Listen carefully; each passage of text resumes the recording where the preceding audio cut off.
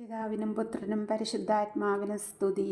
ആദിയിലെ പോലെ ഇപ്പോഴും എപ്പോഴും എന്നേക്കും സ്തുതിയായിരിക്കട്ടെ. ആമേൻ.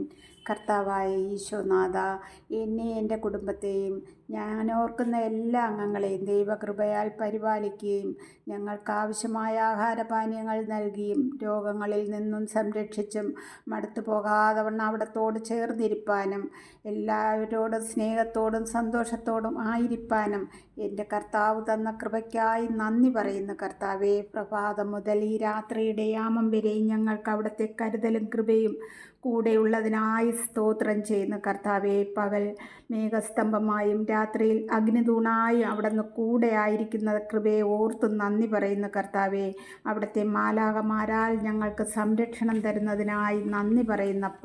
കർത്താവേ, ഇന്ന് ഞങ്ങളിൽ നിന്ന് അറിഞ്ഞോ അറിയാതെ വന്നു പോയിട്ടുള്ള സകല പാപങ്ങളും ഞങ്ങളുടെ ചിന്തകളിലൂടെയോ വാക്കുകളിലൂടെയോ പ്രവർത്തികളിലൂടെയോ കേൾവികളിലൂടെയോ നോട്ടങ്ങളിലൂടെയോ വന്നു പോയിട്ടുള്ള സകല പാപങ്ങളും അവിടുന്ന് പുറത്ത് ഞങ്ങൾക്ക് മാപ്പ് നൽകി അനുഗ്രഹിക്കണമേ എന്ന് പ്രാർത്ഥിക്കുന്നു. നാഥ, കർത്താവേ, ഞങ്ങളിതാ ഉറങ്ങാൻ പോകുന്നു. കർത്താവേ, ഞങ്ങൾ ഉറങ്ങുമ്പോൾ അവിടുത്തെ ദൂതഗണങ്ങളെ കൊണ്ട് ഞങ്ങൾക്ക് കോട്ട കെട്ടണം. കർത്താവേ, ഞങ്ങളുടെ ഭവനത്തെ ഞങ്ങളെ അവിടുത്തെ ദൂതന്മാരാൽ പരിപാലിച്ച് കർത്താവേ, ഒരു പൈശാചിക തന്ത്രങ്ങളോ വിഷജന്തുക്കളോ പ്രാണികളോ ഒരു കള്ളന്മാരോ ഞങ്ങളുടെ ഭവനങ്ങളിലോ ഞങ്ങളിലോ അടുത്തു കൂടുവാനിടയാക്കാതെ വണ്ണം അവിടുന്ന് കരുതുമാറാകണമേ എന്ന് പ്രാർത്ഥിക്കുന്നു.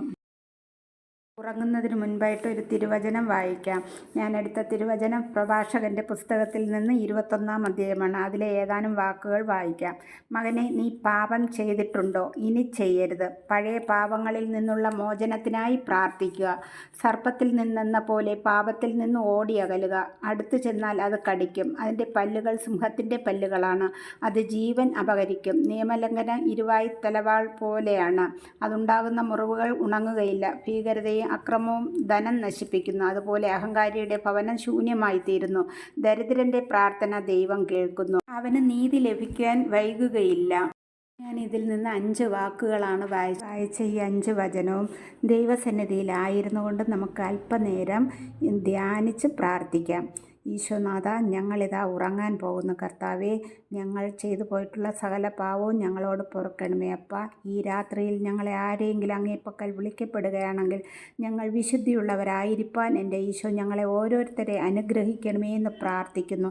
കർത്താവായ ഈശോയെ, രാത്രിയിൽ ഒരു ദുർസ്വപ്നം കാണുവാനോ ഒരു അന്ധകാര ശക്തികൾ കടന്നു വരുവാനോ ഒരു അക്രമികളോ കള്ളന്മാരോ കടന്നു വരുവാനോ ഇടയാക്കാതെ വണ്ണം അവിടുത്തെ ദൂതഗണങ്ങളെ കൊണ്ട് ഞങ്ങൾക്ക് സംരക്ഷണം നൽകണമേ. ആമേൻ.